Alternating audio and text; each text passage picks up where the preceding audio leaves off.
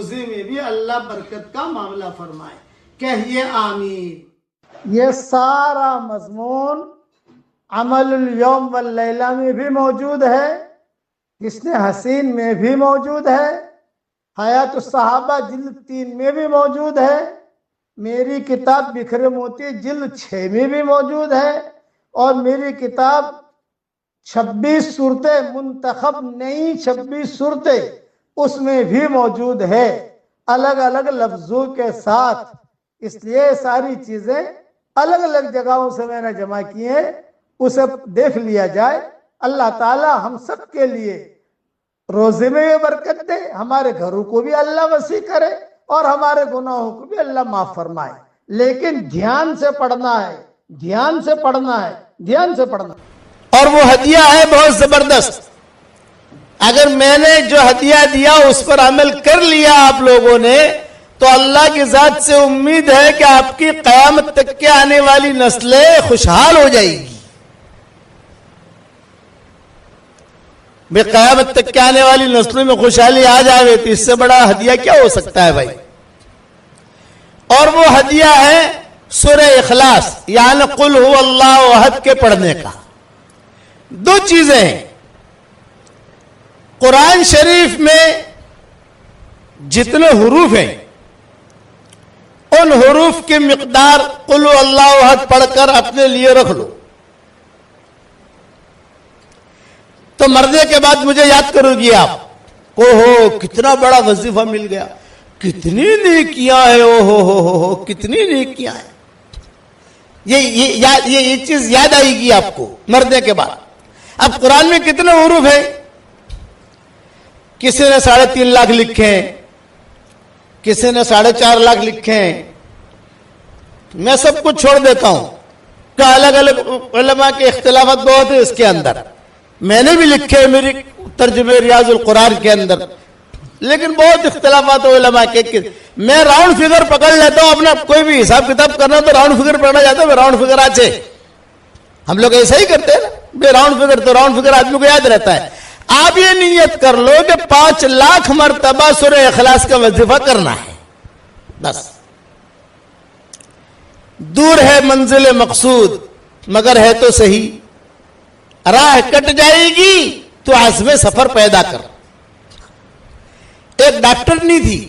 میں نواب مسجد میں رمضان میں میرے بیانات ہوتے تھے، تو میں نے یہ وظیفہ وہاں دیا تھا بمبئی میں کہ بھی 5 لاکھ مرتبہ آدمی پورا کر کے سورہ اخلاص اپنے لیے رکھ لے کہ اللہ یہ میرے لیے ہے بس.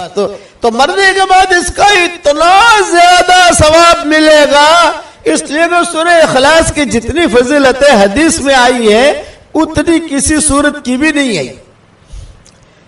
میں نے بیان تو کر لیا. اب جو ہے ایک مولوی صاحب، ایک اور تھی، بات مت کرو جو ہے آپ سنتے رہو دھیان سے. اب ایک ڈاکٹر نہیں تھی امریکہ میں، اس کا مجھے فون آیا کہ مولوی صاحب الحمدللہ میں نے 5 لاکھ مرتبہ کر لیا، اور 5 لاکھ مرتبہ پڑھ کر سب سے پہلے تو میں نے آپ کو ہدیہ دے دیا، اور اب میں نے دوسری مرتبہ شروع کیا ہے. اور مولوی صاحب خوشخبری دیتی ہوں، وہ ڈاکٹر نہیں کہہ رہی ہے، بڑی ڈاکٹر نہیں ہے، اب بھی زندہ ہے. میں یہ اپریل 2019 میں گیا تھا، میں وہاں امریکہ کیلیفورنیا ملنے بھی آئی تھی وہ مجھے. تو اس نے مجھے یہ کہا کہ مولوی صاحب اللہ نے اس وظیفے کی برکت سے میرے جتنے بیٹے ہیں سب ڈاکٹر بن گئے، جتنی بیٹیاں ہیں سب ڈاکٹرنیاں بن گئی، جتنے داماد ہیں سب ڈاکٹر، اور جتنی بہویں ہیں سب ڈاکٹر. اور ابھی امریکہ اور کینیڈا 15 دن یہاں رہتی ہوں، 15 دن یہاں رہتی ہوں، 15 دن امریکہ، 15 دن کینیڈا. اور مولوی صاحب الحمدللہ ایڑے ٹیڑے جتنے شہزادوں کے بادشاہوں کے ایڑے ٹیڑے کیس آتے تو وہ حکومت مجھے ہی سونپتی ہے. تو میں اللہ تعالیٰ سے ایک ہی دعا کرتی ہوں کہ اللہ سورہ اخلاص کی برکت سے مجھے اس میں کامیابی دے دے. تو الحمدللہ اس کیس میں اللہ مجھے کامیاب کر دیتا ہے. آخرت میں تو ملے گا ہی ملے گا. بولا آپریشن کرتے کرتے بھی سورہ اخلاص پڑھتی رہتی ہوں. تو یہ میرا وظیفہ ہے, میں آپ کو ہدیہ دے کے جا رہا ہوں مانگرول والوں کو. یہ تو کر سکو, اچھا آسان ہے. اس کی ترتیب کیا, 5 لاکھ مرتبہ پڑھنا کوئی اتنا زیادہ مشکل نہیں ہے. یار تم اتنا اچھا مکان بنا لیتی ہو, اچھی بریانی پکا دیتی ہو ماشاء اللہ, باجرے کی روٹی بنا دیتی ہو, اور دوسرے کام جو ہے کر لیتی ہو ماشاء اللہ. تو یہ تھوڑا تھوڑا کر کے, اور اس کا آسان طریقہ ہے کہ روزانہ کم سے کم 100 مرتبہ پڑھنے کی عادت ڈال دو. کم سے کم 100 مرتبہ. اللہ زیادہ کی توفیق دے تو زیادہ پڑھو, اللہ اور زیادہ کی توفیق دے تو زیادہ پڑھو. لیکن آپ جب پہنچو گے وہاں تو علماء فقہاء کہتے ہیں کہ اس کی جو آنے والی نسل ہے نا, پوتا پوتی, پھر نواسا نواسی, پھر یہ چیزیں, یہ ان میں اللہ تعالیٰ خیر کو پھیلائے گا.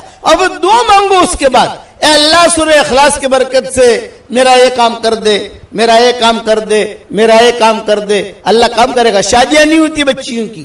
مانگرول میں کئی بچیاں ایسی ہوگی جن کی شادیاں نہیں ہوتی, عمریں ہو گئی, پریشان ہیں. تو کم سے کم 100 مرتبہ کا اپنی زندگی بھر کا معمول بنا لو.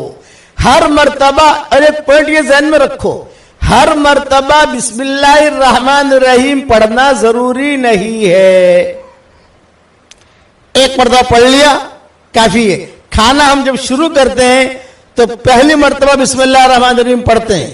ہر لقمے پر بسم اللہ الرحمن الرحیم نہیں پڑھتے. ہر لقمے پر بسم اللہ الرحمن الرحیم پڑھو گے تو کھاؤ گے کیا؟ بسم اللہ ہی پڑھتا رہے گا بیچارہ, وہ کھائے گا کیا؟ آپ سمجھے؟ اس لیے ہر مرتبہ بسم اللہ الرحمن الرحیم پڑھنا ضروری نہیں ہے, لیکن کم سے کم 100 مرتبہ تو آدمی پڑھنے کی عادت ڈال ہی دے. اور نیت کرے 5 لاکھ کی. جیسا جیسا ٹائم ملتا جاوے ویسا بڑھتا جاوے, ٹائم ملتا جاوے بڑھتا جاوے, ٹائم ملتا جاوے بڑھتا جاوے, تو ضرورتیں پوری ہوں گی. اچھا ایک بات اور سن لو, صحیح حدیثوں میں آتا ہے جو 10 مرتبہ سورہ اخلاص پڑھ لے, یعنی قل هو اللہ احد اللہ الصمد لم یلد ولم یولد ولم یکن لہ کفوا احد, 10 مرتبہ پڑھ لے تو حضور صلی اللہ علیہ وسلم فرماتے ہیں پڑھتے ہی جنت میں ایک محل تیار ہو جاتا ہے فوراً. یہ نہیں کہ کل دیں گے پرسوں دیں گے, بلڈر کو پیسہ دو تو بلڈر پیسہ لے کے بھاگ جاتا ہے. یہ دیکھا ہوگا, پتہ نہیں مانگرول میں ایسے ہے کہ نہیں, لوگ ہمیں معلوم نہیں ہے, لیکن دنیا کی تو خبریں سنتے ہیں ہم. تو مولوی صاحب میرا 5 کروڑ لے کے چلا گیا, مولوی صاحب میرا 10 کروڑ لے کے چلا گیا, اور وہ بیچارے دعا کے لیے میرے پاس آتے ہیں. تو میں ان سے ہی کہتا ہوں جب تو 10 کروڑ دے رہا تھا تب تو مشورے کے لیے آیا نہیں, جب وہ لے کے بھاگ گیا تو مشورے کے لیے آیا, تو کیا مشورہ دوں تجھ کو میں کہتا ہوں یہ سورہ اخلاص کی عادت ڈال اور اللہ سے مانگ. اس پر میں آپ کو ایک بات بتاتا ہوں کہ 10 مرتبہ سورہ اخلاص جو پڑھ لے تو صحیح حدیثوں میں ہے کہ پڑھتے ہی جنت میں محل تیار ہو جاتا ہے. روزانہ 100 مرتبہ پڑھو گی آپ انشاءاللہ تو روزانہ 10 محل تیار ہو گئے. یہ تو صحیح حدیث ہے, اس کا تو کوئی انکار نہیں کر سکتا. لیکن ایک بات مذاق کی بھی کرتا ہوں آپ کے سامنے, مذاق کی. اللہ ہو سکتا ہے اس مذاق کو اللہ سچ بنا دے. آپ جب روزانہ پڑھنا شروع کرو گی نا انشاءاللہ تو کبھی نہ کبھی اللہ تعالیٰ 10-15 بنگلے آپ کے لیے مانگرول میں بھی اتار دے گا کہ چلو اتنا تو جنت میں تو اس کے تیار ہو ہی گئے, 10-15 بنگلے مانگرول میں لے لو بھائی. اللہ کے نزدیک کوئی مشکل نہیں. اس لیے میری طرف سے ہدیہ ہے, زیادہ سے زیادہ 5 لاکھ, اور شروع کرو روزانہ 100 سے. پھر جیسے آپ کو ترتیب لگے, لیکن 100 والا تو چھوڑنا ہی نہیں ہے. آپ لوگ پڑھو گے انشاءاللہ. یہ میری طرف سے ہدیہ دیا ہے میں نے, اس ہدیے کو قبول کرنا. یہ میرا ہدیہ جاندار شاندار مالدار ہے. یہ میں اپنے اس میں واٹس ایپ کے سبق میں بھی کہہ چکا ہوں. اس پر میں قصہ سناتا ہوں. بمبے میں میرے بیان ہوتے تھے بیان کر کے میں نکلتا تھا، ایک مرتبہ نکلا تو ایک لڑکی 28 سال کی عمر کی برقعے کے ساتھ کار کے پاس آ کر کھڑی ہو گئی. یہ کہا ابو جی ابو جی ابو جی میری ایک بات سن لیجئے، ابو جی میری ایک بات سن لیجئے. میں نے کہا بیٹا بولو کیا کہتی ہو؟ تو اس نے کہا ابو جی میرا 28 سال کی عمر ہو گئی، میرا کہیں رشتہ ہوتا نہیں ہے، ماں باپ پریشان ہیں، میں پریشان ہوں، عمر بڑھ رہی ہے، میں چاہتی ہوں. تو میں نے کہا بیٹا میں ایک عمل بتاؤں گا تو کرے گی؟ ابو جی ضرور کروں گی. میں نے کہا روزانہ 100 مرتبہ کم سے کم سورہ اخلاص پڑھ لیا کر.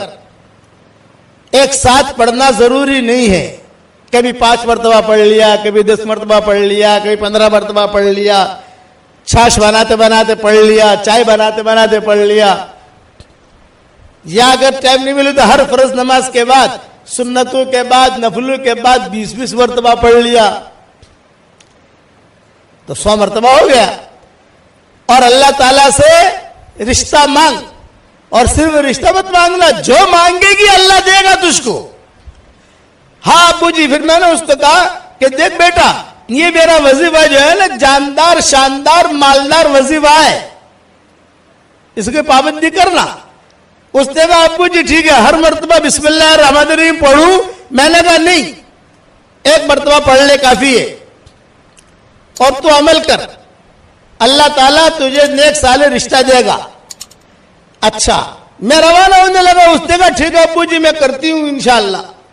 تو میرے ہاتھ میں تسبیح تھی. میں نے ڈرائیور سے کہا بھائی کار روک، بیچارے کو میں تسبیح ہدیہ دے دوں، میری تسبیح. میں نے کہا دیکھ بیٹا یہ میری تسبیح جو ہے یہ بھی جاندار شاندار مالدار ہے، اور میرا وظیفہ بھی جاندار شاندار مالدار ہے، تو یہ تسبیح بھی میں تجھ کو ہدیہ دیتا ہوں. جاندار شاندار مالدار یہ میری تسبیح بہت پیسہ لائے گی بیٹا. یہ تسبیح باپو کی تسبیح ہے، میں نے کہا پیر صاحب کی، اس لیے یہ تسبیح میری جو ہے یہ اس پر تو سورہ اخلاص پڑھنا.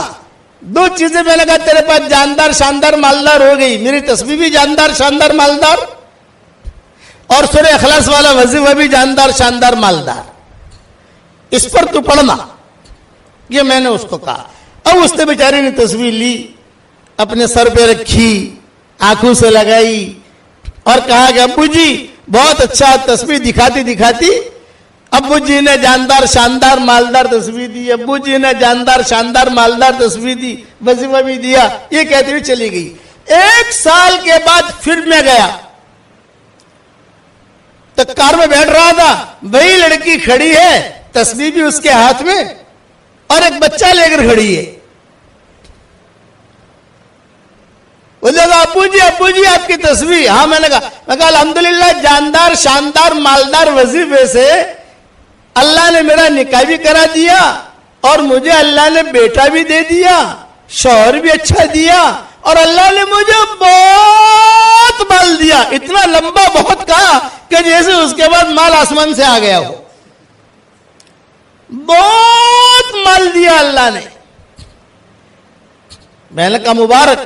پھر میں نے کہا دیکھ بیٹا یہ اللہ تعالیٰ نے جو تجھے مال دیا ہے تو اسے اسٹاک مت کرنا، اسٹاک کرے گی تو اسٹاک ہو جائے گا، اوپر سے آنا بند ہو جائے گا. اس لیے اسے اسٹاک مت کرنا، خرچ کرتی رہنا. مدرسے میں، مسجد میں، بیواؤں پر، یتیموں پر، سب جگہ خرچ کرتی رہنا. وہ دیکھا ٹھیک ہے. پھر کہا ابو جی ایک خاص بات کرنا چاہتی ہوں. میں نے کہا کرو.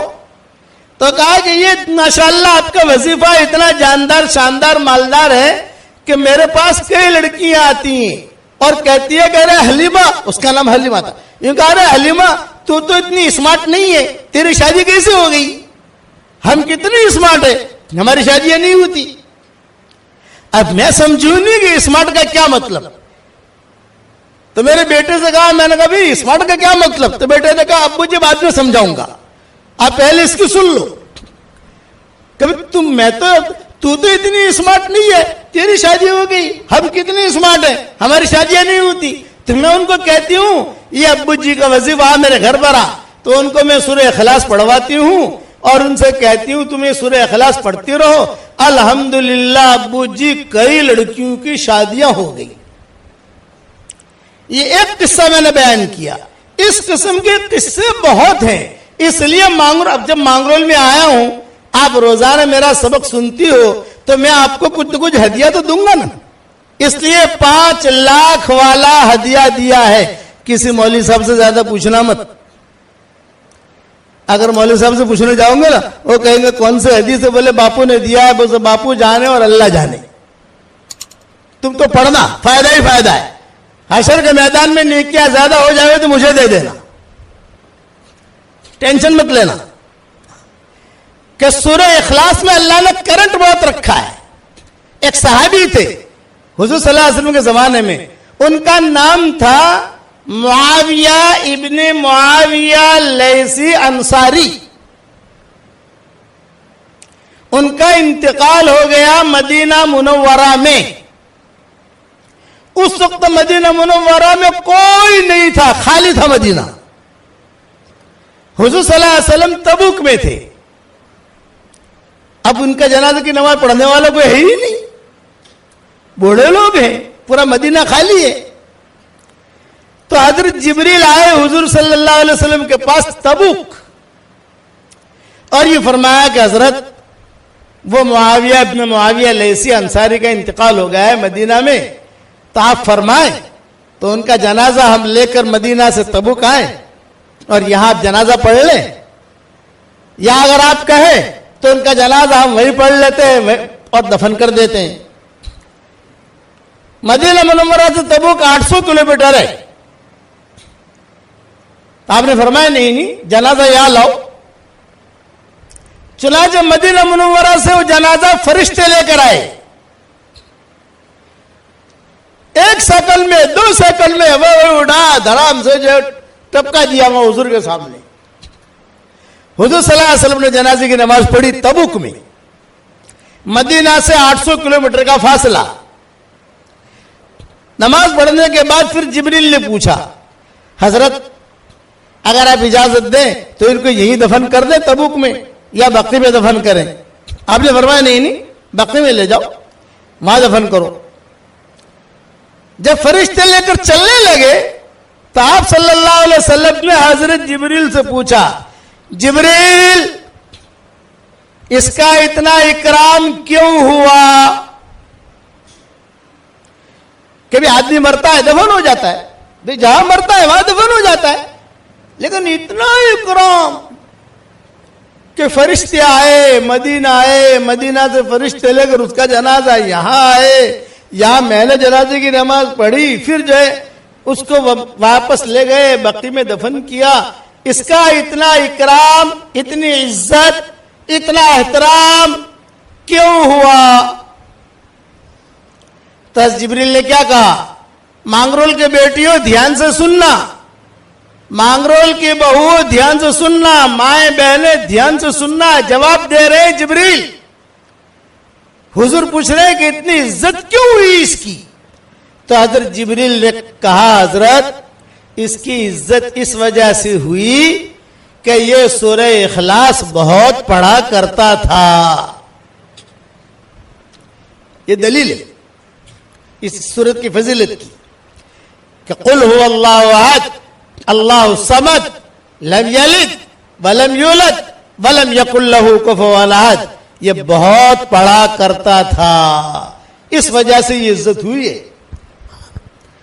یہ سورت میں اتنا کرنٹ. ایک صحابی آئے حضور صلی اللہ علیہ وسلم کے بعد اور یوں کہا کہ حضرت مجھے سورہ اخلاص سے بہت محبت ہے. آپ نے فرمایا اچھا تجھے سورہ اخلاص سے محبت ہے, جا اللہ کو بھی تجھ سے محبت ہے.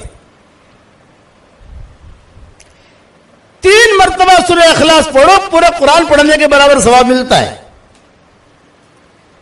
10 مرتبہ پڑھو, ایک محل جنت میں تیار ہو جاتا ہے, کیش محل. اب بتاؤ روزانہ 100 مرتبہ پڑھو گی تو آپ کی ضرورتیں کتنی پوری ہوگی؟ اب یہ جاندار شاندار مالدار تسبیح میرے ہاتھ میں ہے, اب میں آپ لوگوں کو تو دے نہیں سکتا. 10,000 عورتیں جمع ہوئی ہیں, اب اتنے سال تمہیں کس کو دوں گا؟ میں دے نہیں سکتا. مجھے پتا ہوتا کہ اتنی عورتیں تو میں تھیلا بھر کے لے کے آتا, سب کو ایک ایک تسبیح دیتا. تو ایک جاندار شاندار مالدار تسبیح میں باپو کو دیتا ہوں. ابراہیم باپو لو, یہ میری طرف سے آپ کو, پورے مانگرو والوں کی طرف سے ہدیہ, یہ میری طرف سے آپ کو ہدیہ ہے, رکھیو. اور یہ بہت پیسہ بھی لائے گی انشاءاللہ, اور لوگوں کو سورہ اخلاص پڑھنے کی تاکید بھی کرو. دوسری ایک بات کرتا ہوں کہ یہ میرا وظیفہ آپ کو دوسروں کو دینے کی بھی اجازت ہے, یعنی دوسروں کو سمجھانے کی. جیسے کسی کوئی بہن آ گئی, بیٹی آ گئی, بہو آ گئی, کوئی ملنے والی آ گئی, بھئی مولوی صاحب نے ہم کو تو وظیفہ دیا ہے, بھئی ہم تو یہ کر رہے ہیں, اور مولوی صاحب نے اجازت دی ہے کہ آگے بھی دو, تو بھی آگے بھی تو بھی پڑھتی رہنا. یعنی میری طرف سے یہ اجازت ہے, آپ کو یہ بھی اجازت ہے آگے دو, اور جس کو دو اس کو بھی اجازت دے کو وہ بھی آگے دے دے. اپنے کو تو اپنا کام آگے بڑھانا ہے. جتنے لوگ پڑھیں گے آپ کو بھی ثواب ملے گا, مجھے بھی ثواب ملے گا انشاءاللہ. اور جب آپ کا 5 لاکھ مرتبہ ہو جاوے تو باپو کو خالی خبر دے دینا, تو باپو مجھے خبر دے دیں گے, تو میں پھر سے تاریخ دے دوں گا یہ آنے کی انشاءاللہ, کہ چلو مانگرول پھر چلو بھی. اپنا دھندا وہاں اچھا ہوتا ہے مانگرول میں, ہر آدمی اپنا دھندا جہاں اچھا ہوا جاتا ہے. ہمارا دھندا دے کہ ہماری بات بتائیے, باتوں پہ لوگ عمل کریں, یہ ہمارا دھندا ہے. تو ایک بات یہ ہوگی, آپ لوگ بھی پڑھو گے تو انشاءاللہ. ہاں کوشش کرو, چلتے چلتے روٹی بناتے بناتے بھی آپ پڑھو گے تو کتنے مرتبہ ہو جائے گا. لسی بناتے بناتے پڑھو گے تو ہو جائے گا. یہ ناریل توڑتے توڑتے پڑھو گے تو بھی ہو جائے گا. لیکن فائدہ یہ ہوگا کہ اس کے بعد جو دعا مانگو گی اللہ دعا قبول کرے گا. علیہ وعلا آلہ واصحابہ وبارک وسلم تسلیما کثیرا کثیرا. اما بعد فاعوذ باللہ من الشیطان الرجیم. بسم اللہ الرحمن الرحیم. یا ایہا الذین آمنوا اذکروا اللہ ذکرا کثیرا وسبحوه بكرة وأصيلا. هو الذي يصلي عليكم وملائكته ليخرجكم من الظلمات إلى النور وكان بالمؤمنين رحيما. تحيتهم يوم يلقونه سلام وأعد لهم أجرا كريما. يا أيها النبي إنا أرسلناك شاهدا ومبشرا ونذيرا وداعيا إلى الله بإذنه وسراجا منيرا. وبشر المؤمنين بأن لهم من الله فضلا كبيرا. ولا تطع الكافرين والمنافقين ودع أذاهم وتوکل علی اللہ وکفا باللہ وکیلا. صدق اللہ العظیم. قابل احترام بھائیوں, دوستوں, بزرگوں, پیدل حج کرنا یہ بہت آسان ہے. پیدل جماعت میں سال لگانا یہ بہت آسان ہے. عمرہ کرنا یہ بہت آسان ہے. مسجد بنانا یہ بھی بہت آسان ہے. مدرسے بنانا یہ بھی بہت آسان ہے. پڑھنا پڑھانا, بیان کرنا, گشت کرنا یہ چیزیں آسان ہیں. لیکن اپنے دل کو صاف رکھنا یہ بہت مشکل ہے. گھر جا کر اسے سوچنا میں نے کیا کہا ہے. جب تنہائی میں آپ جاؤ نا گھر, بالکل ذہن فارغ ہو, تو سوچنا کہ مولوی صاحب نے کیا بات کہہ دی. اب یہ ہمارے سارے دین کے جتنے معاملات ہیں وہ آسان ہیں, کوئی مشکل نہیں ہے. مسجد بنانا بھی آسان ہے. پیدل جماعت میں زیادہ سے زیادہ آدمی سال لگائے گا. کتنا لگائے گا؟ 3 چلے لگاتے ہیں, 7 چلے لگاتے ہیں, پڑوس میں 7 چلے لگاتے ہیں. لیکن دل صاف رکھنا یہ بہت مشکل ہے. اس لیے اللہ کا جو معاملہ ہوتا ہے وہ دل کی صفائی کے ساتھ ہوتا ہے. اِن یعلم اللہ فی قلوبکم خیرا یؤتکم خیرا.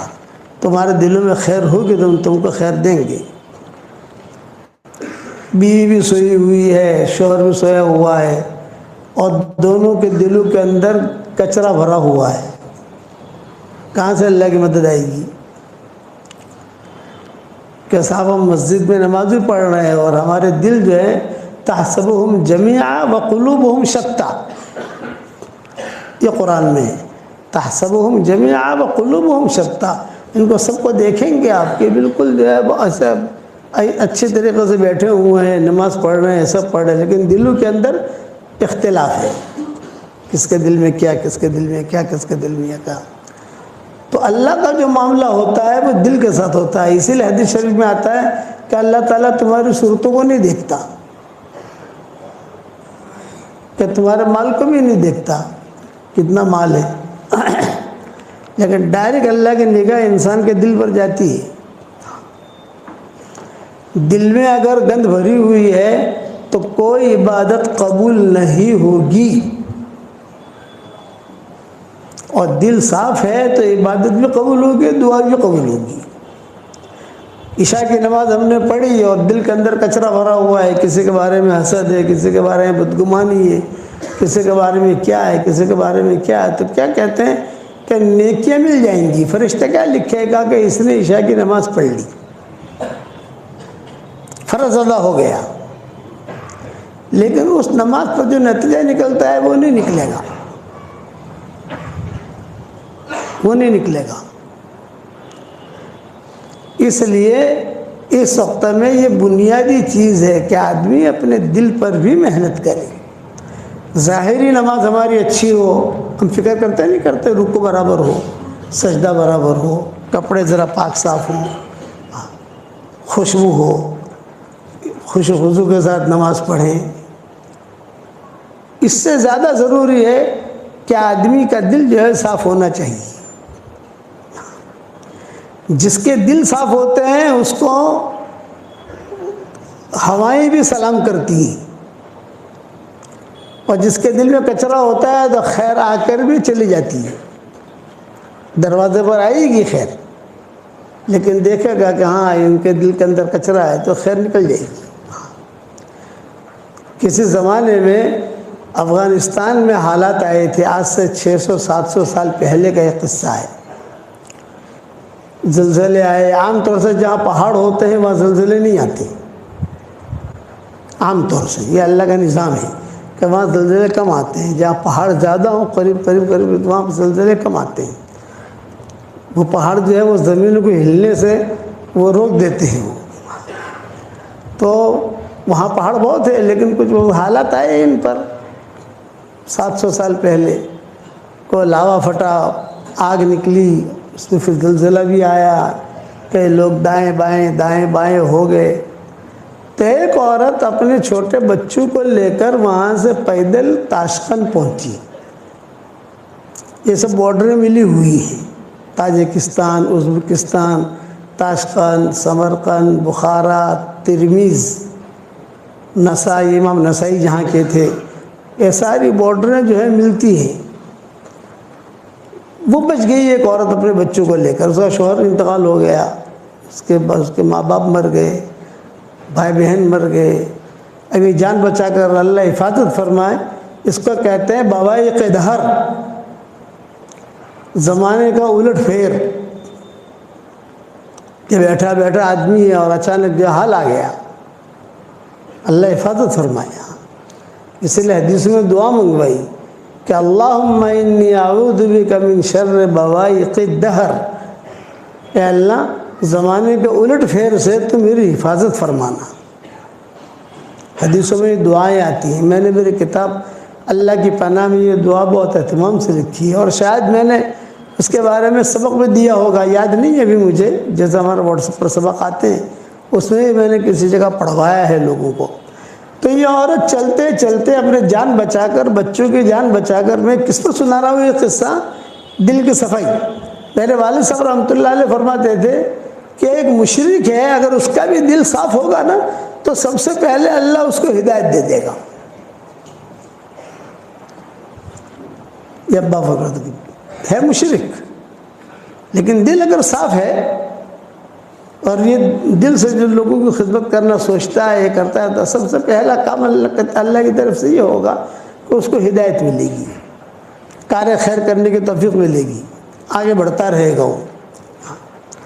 تو یہ لڑکی بیچاری پہنچی تاشقند اپنے بچوں کو لے کر۔ تو امیر تاشقند جو تھا یہ مسلمان تھا،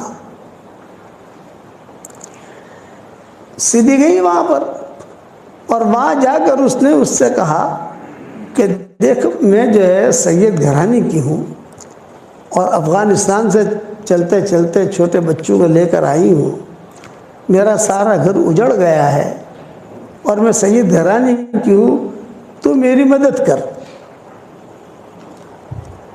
تو اس نے کہا میں تیری مدد کروں، لیکن ایک شرط کے ساتھ کہ تو سید گھرانے کی ہے تو دلیل لا، ثبوت لا، ثبوت۔ بھئی تو سید گھرانے کی ہے، کیا ثبوت ہے؟ کوئی رستے میں چلتے چلتے کہہ دے میں سید گھرانے کا ہوں تو ایسا تو مانا نہیں جاتا، کوئی ثبوت ہوتا ہے، تیرے پاس سند ہو، تیرے پاس ثبوت ہو، تیرے پاس کوئی دلیل ہو تو لا۔ تو اس لڑکی نے کہا کہ میں ثبوت کہاں سے لاؤں، سارا گھر ہی اجڑ گیا میرا، میرے پاس کوئی ثبوت نہیں ہے۔ تو اس بات سے وہ جو امیر تاشقند تھا اس نے کہا میں مدد نہیں کرتا، تھا مسلمان، خیر اس کے گھر پر آئی لیکن خیر کی قدر نہیں کی اس نے، وہ لڑکی چلے گئی۔ اسی کے بنگلے کے سامنے ایک مجوسی کا بنگلہ تھا، ایرانی، وہاں گئی، دستک دی، وہ نکلا، سیٹھ نکلا، آپ بہن کیوں آئی ہو؟ یہ فرمایا کہ میں جو ہے سید گھرانے کی ہوں اور بہت حالات میں آئی ہوں اور آپ میری مدد کریں۔ تو اس نے کہا اچھا اچھا تم سید گھرانے کی ہو، بنت رسول، حضور صلی اللہ علیہ وسلم کی بیٹی؟ ہاں، ارے آ جاؤ آ جاؤ آ جاؤ آ جاؤ، بہت اکرام کیا، حالانکہ وہ مجوسی تھا، وہ امیر جو تھا وہ مسلمان تھا اور یہ مجوسی تھا، لیکن صاف دل کا تھا، معاملات کا کلیئر تھا۔ تو چنانچہ کتابوں میں لکھا ہے کہ دیکھو یہ 3 کمرے جو ہے وہ تیرے ہیں، تیرے تیری بچوں کے، تو آرام سے رہے جب تک تو زندہ رہے اور تیرے بچے زندہ رہے، تب تک تو رہے یہاں پر، میری طرف سے اجازت ہے، کھانا پینا سب تجھے مل جائے گا، فکر مت کرنا۔ خیر لڑکی خوش ہو گئی کہ اس مسلمان نے مدد نہیں کی، یہ مجوسی نے مدد کی۔ رات کو وہ جو امیر تاشقند تھا یہ سویا، اس نے خواب میں دیکھا کہ جنت سجی ہوئی ہے، لدی ہوئی ہے، اور حضور صلی اللہ علیہ وسلم اس جنت کی چابی لے کر باہر کھڑے ہیں۔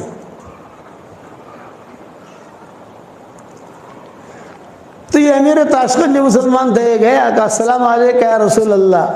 آپ نے کہا وعلیکم السلام۔ تو یہ چابی کس کی ہے جنت کی؟ تو آپ نے کہا مومن کی ہے، مومن کی۔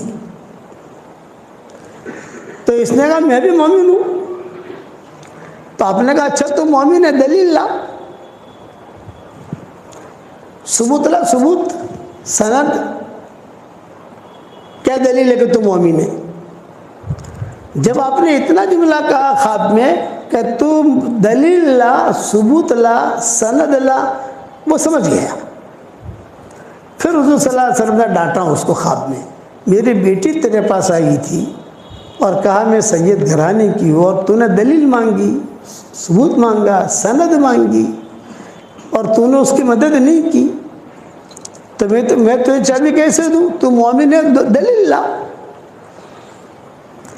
خیر وہ حضور نے جب ڈانٹا تو وہ گھبرا کر کھڑا ہو گیا، خواب اس کا پورا ہو گیا۔ اسے پتا تھا کہ یہ لڑکی گئی ہے مجوسی کے یہاں، سیدھا گیا یہ مجوسی کے یہاں اور کہا انا الملک، میں بادشاہ ہوں، یعنی یہاں کا امیر تو میں ہوں، وہ لڑکی جو تمہارے پاس آئی ہے وہاں، یہی بات کہی، یعنی ہماری سنا ہی نہیں، وہ تو بڑا آدمی ہے۔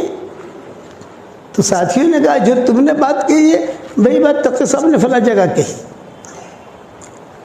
ایک چیز دیکھی میں نے وہاں کہ دل بہت صاف،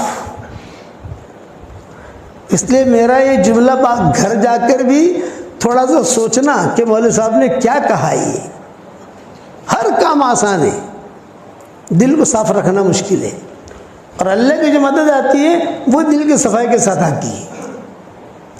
انما یتقبل اللہ من المتقین.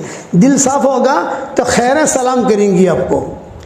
جیسے مجوسی کو بھی اللہ نے ہدایت دے دی، دل صاف تھا اس کا، ہدایت مل گئی اس کو. اور جو مسلمان تھا بادشاہ، اور جس کا تعلق بھی بڑے بڑے لوگوں سے، لیکن دل میں کچرا بھرا ہوا تھا، تو اللہ نے اسے محروم کر دیا. پوری سیرت میں آپ کو یہ قصے ملیں گے، پوری سیرت میں. طفیل ابن عمرو الدوسی تھے، ان کا دل بہت صاف تھا، بہت بڑے شاعر تھے، قبیلے بنی دوس. حضرت ابو ہریرہ اسی قبیلے کے تھے رضی اللہ تعالیٰ عنہ. یہ جب مکہ مکرمہ آئے تو مکہ مکرمہ یہ آئے حضور صلی اللہ علیہ وسلم سے ملنے نہیں آئے تھے. جیسے مشرکین مکہ آتے تھے مکہ مکرمہ عمرے کے لیے آتے تھے، طواف کرتے تھے، شرابیں پیتے تھے، اور آ کر وہاں زمزم کا پانی پیتے تھے، اپنے اعتبار سے دعائیں مانگتے تھے، پھر چلے جاتے تھے. وہ اس اعتبار سے آئے تھے طفیل بن عمرو الدوسی. تو مشرکین مکہ کو پتہ چلا کہ طفیل آئے ہیں، طفیل آئے ہیں.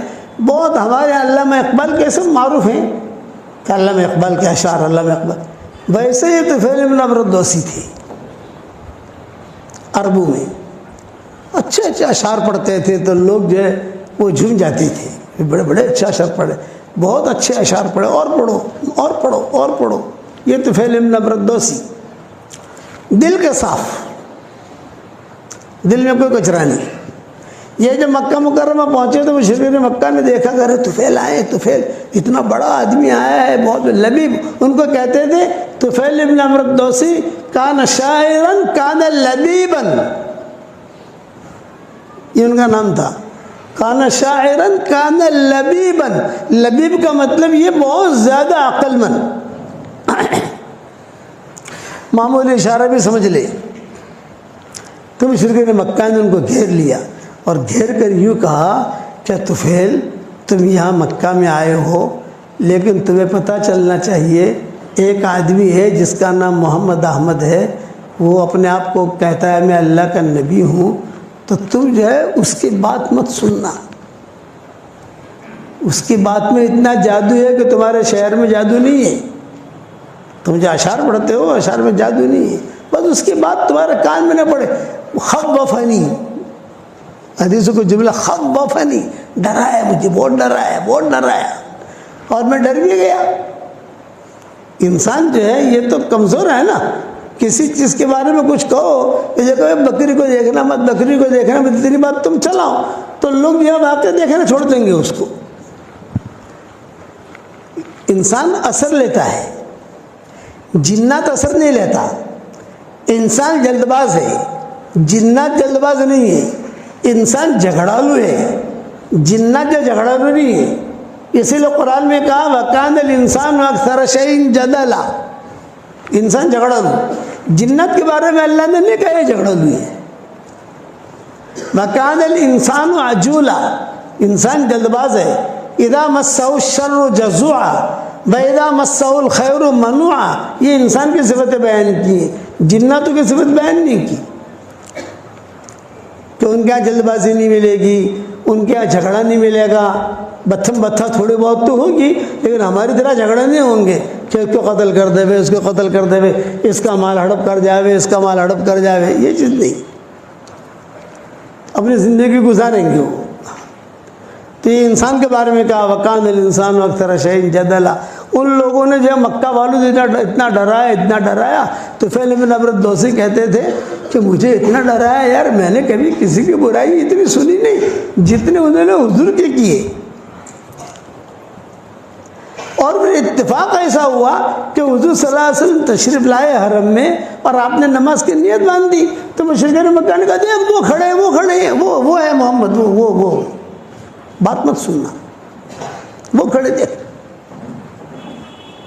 اب میں اتنا ڈرا، میں نے کہا مجھے روئی لا کر دو، کہیں سے روئی طواف کرنا ہے. تو وہ طواف کرنا ہے تو مجھے جو ان کی تم لوگوں نے ڈرایا ہے کہ اس کی بات تیرے کان میں نہیں پڑے، تیرے کان میں اگر اس کی بات پڑ گئی یا اس کی کوئی آواز پڑ گئی تو گیا۔ تو طفیل بن عمرو الدوسی کہتے تھے میں نے روئی لی اور روئی لے کر اپنے دونوں کانوں میں ڈالی اور میں نے بیت اللہ کا طواف شروع کیا۔ خدا کا کرنا، بیت اللہ کا طواف شروع کیا تو حضور صلی اللہ علیہ وسلم جہاں نماز پڑھتے تھے وہاں قریب جب پہنچتا تو زور سے ہوا آتی اور وہ ہوا دونوں روئی نکلتی تھی۔ 7 چکروں میں ایسا ہوا کہ جہاں قریب جاؤں تو دونوں روئی جو ہے وہ ہوا نکال دے، اور حضور کے قریب سے گزروں تو کچھ نہ کچھ سمجھ گئے نا آواز کان میں پڑ جاوے، اور بھاگ کر جا کر روئی لوں پھر سے ٹھوسوں یہ کروں، لیکن جہاں حضور کے قریب جاؤں تیز ہوا آوے اور ہوا جو ہے وہ ہوا آ کر فوراً روئی نکل جائے۔ تو میں نے یہ سوچا، طفیل بن عمرو الدوسی کہتے تھے صاف دل کے آدمی تھے، کچرا نہیں تھا۔ آج آپ لوگ نیت کرو کہ ہمیں ہمارے دلوں کو صاف رکھنا ہے، اور بہت تنہائی میں بیٹھ کے یہ میرا مضمون سوچنا کہ پیدل جماعت میں وقت لگانا بھی آسان ہے، اور پیر کے پاس جانا بھی آسان ہے، مرید بننا بھی آسان ہے، مرید بنانا بھی آسان ہے، قرآن پڑھنا بھی آسان ہے، پیدل حج کرنا بھی آسان ہے، زکوٰۃ نکالنا بھی آسان ہے، لیکن دل کو صاف رکھنا یہ کڑا امتحان ہے، بہت سخت امتحان ہے۔ اذ ختم اللہ علی قلوبہم وعلی سمعہم وعلی ابصارہم غشاوہ، پہلے دل لائے، فی قلوبہم مرض فزادہم اللہ مرضا، دلوں کے اندر بیماریاں تھی تو بیماریوں کو اللہ نے اور بڑھا دیا۔ تو طفیل بن عمرو الدوسی کہتے تھے میں نے جب طواف پورا کر لیا تو میرے دل میں یہ بات آئی کہ یار طفیل تو بہت بڑا شاعر ہے، لبیب ہے، سمجھدار ہے، ذرا محمد سے بات تو کرو۔ بیٹھ گئے حضور کے پاس اور حضور صلی اللہ علیہ وسلم سے کہا کہ آپ کون ہیں، کیا چاہتے ہیں آپ کے گھر والے، آپ کے سب رشتہ دار یہ سارے کے سارے آپ کی مخالفت کرتے ہیں۔ آپ نے فرمایا میں کچھ نہیں چاہتا۔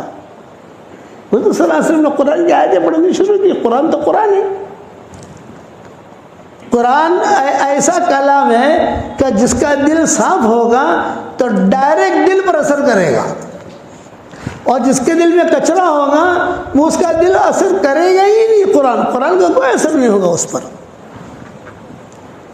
اسی لیے حضور صلی اللہ علیہ وسلم دعا مانگتے تھے کہ اللہم طہر قلبی من النفاق، اے اللہ میرے دل کو تو پاک کر نفاق سے۔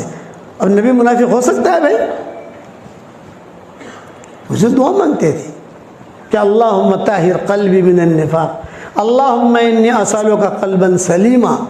آپ نے فرمایا جب لوگ مال بہت جمع کریں نا، یہ صحیح حدیثوں میں آتا ہے، صورت میں آج کل مال بہت آ رہا ہے نا بھائی، ارے ہاتھوں کہو یار کتنا، ہم کو بھی تو انداز لگتا ہے، ہم گلی میں داخل ہوتے ہیں سمجھ جاتے ہیں کتنا اوپر جا رہا ہے کتنا نیچے آ رہا ہے، ساری دنیا میں جاتے ہیں۔ تو جب مال لوگ بہت جمع کریں تو اللہ تعالیٰ سے دل کی صفائی مانگو، اللہم انی اسألک قلبا سلیما۔ لمبی حدیث ہے، اس کا ایک ٹکڑا میں نے کہہ دیا کہ اللہم انی اسألک قلبا سلیما، الا من اتى اللہ بقلب سلیم، قرآن میں اذ جاء ربہ بقلب سلیم۔ تو یہ طفیل بن عمرو الدوسی جو تھے یہ قلب سلیم والے تھے۔ حضور صلی اللہ علیہ وسلم نے کچھ نہیں کہا، حضور نے قرآن کی آیتیں پڑھی، بس جہاں حضور نے قرآن کی آیتیں پڑھی تو پہلے یوں دیکھتے تھے حضور کو، اور یوں جب حضور قرآن کی آیت پڑھتے گئے آہستہ آہستہ آہستہ آہستہ ان کی نگاہیں نیچے ہوتی گئی۔ یہ پہلے پاؤں پھیلا کر بیٹھے تھے، بعد میں پاؤں جو ہے سکڑ لیے، قرآن ہے۔ تو حضور صلی اللہ علیہ وسلم سے پوچھا تھا آپ چاہتے کیا؟ میں کہتا ہوں مسلمان ہو جائے، کامیاب ہو جائے گا تو، یہ کہاں چکروں میں پڑھا ہے اس کے، تو مجھے کیا کرنا پڑے گا؟ یہ فرمایا کہ تم کلمہ پڑھ لے، مجھے اللہ کا نبی مان لے، مسلمان ہو گئے وہ۔ وہاں مشرکین مکہ دیکھ رہے تھے، وہ کہہ رہے تھے کہ ارے یار یہ بھی جو ہے نا اس کے باتوں میں آ گیا، یہ باتیں کر رہا ہے، اب ہاتھ ہلنے بند ہو گئے ہیں، پاؤں بھی سکڑنے لگے ہیں، اور آنکھیں بھی، نظریں بھی جو ہے نیچے ہونے لگی ہے، مانو نہ مانو یہ مسلمان ہو گیا۔ اچھا، یہ معالج بھی تھے، علاج بھی کرتے تھے، جنات وغیرہ کا علاج، جنات ہو، جادو ہو، یہ تو شروع سے چلا آ رہا ہے نا، جنات، جادو، تو یہ علاج بھی تھے، وہ علاج بھی کرتے تھے۔ تو مشرکین مکہ نے کہا تھا ان کو کہ دیکھو ذرا دماغ ابن ثعلبہ کو بھی کہا تھا، دماغ کو بھی کہا تھا، ان کو بھی کہا تھا کہ دیکھو تم جاؤ، تو اس کی بات مت ماننا، ایسا لگ رہا ہے کہ محمد پر جادو ہو گیا ہے، کسی کا نظر لگ گئی ہے، تو ذرا علاج بھی کر دینا۔ تو انہوں نے کہا ٹھیک ہے میں علاج کر لوں گا، بے فکر رہو۔ اب جب حضور صلی اللہ علیہ وسلم گھر میں گئے تھے، پیچھے پیچھے گھر تک چھوڑنے گئے، وہاں ساری ٹولی دیکھ رہی تھی، یہ تو حضور کے ساتھ جا رہے ہیں، اور حضور صلی اللہ علیہ وسلم گھر میں چلے گئے۔ گھر میں جانے سے پہلے انہوں نے کہا طفیل بن عمرو الدوسی نے کہ حضرت میں میری قوم کا بڑا ہوں، اور ساری قوم جو ہے یہ مجھے اپنا بڑا مانتی ہے۔ ابو ہریرہ جو تھے اسی قبیلے کے تھے، قبیلے بنے دوست کے تھے ابو ہریرہ، بعد میں مسلمان ہوئے ہیں۔ اب طفیل بن عمرو الدوسی کو مارنے والے یہ ابو ہریرہ تھے۔ ارے کیا تو اسلام کی بات کر رہے ہیں یہاں پر ہمارے گاؤں میں آ کر؟ یہ اسی قبیلے کے تھے، طفیل بن عمرو الدوسی کے قبیلے کے ابو ہریرہ۔ تو حضور صلی اللہ علیہ وسلم نے فرمایا کہ ہاں تمہارے قوم میں جاؤ اور ان کو اللہ رسول کی طرف دعوت دو، کوئی بات نہیں ہے، تم جاؤ دعوت دینا۔ یہ کہہ کر طفیل بن عمرو الدوسی جو ہے لوٹے تو مشرکین مکہ نے پکڑ لیا۔ ارے طفیل کیا ہوا کیا ہوا؟ یہ فرمایا میں گیا تو تھا ان کے علاج کرنے کے لیے، لیکن انہوں نے میرا علاج کر دیا۔ میں گیا تھا محمد کے علاج کرنے کے، محمد کے علاج کروں، تو انہوں نے میرا علاج کر دیا اور میں مسلمان ہو گیا۔